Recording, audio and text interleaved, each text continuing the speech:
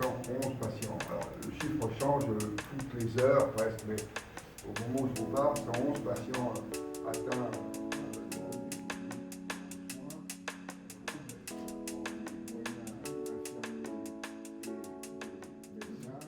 Nous suivons cette évolution au jour le jour et au fur et à mesure nous augmentons nos capacités. Nous avons prévu des recrutements d'infirmiers depuis une quinzaine de jours que nous sommes en train de former pour les soins Covid critiques et nous avons augmenté notre capacité de traitement des urgences pour faire en sorte que tous les patients soient reçus dans les mêmes conditions, Covid et non Covid.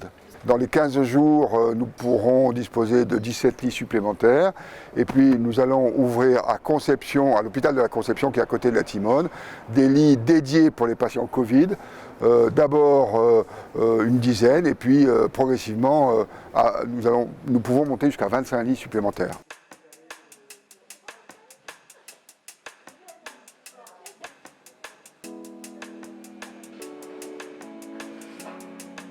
La majorité des lits de réanimation des Bouches-du-Rhône et de la PHM ne sont pas consacrés au Covid.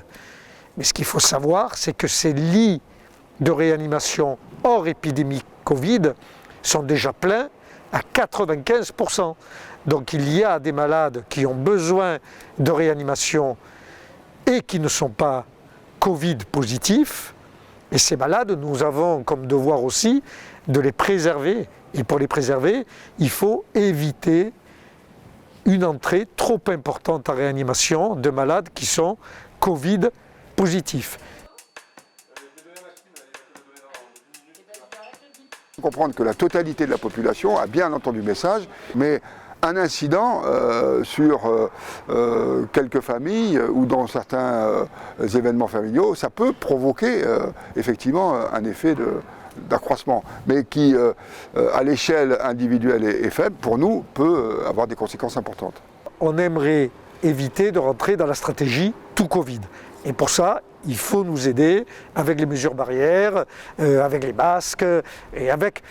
C'est du bon sens tout ça. Tout ce qui fait que les gens respectent ces mesures barrières, effectivement, ça aide, en tous les cas je l'espère, à moins remplir nos lits de réanimation.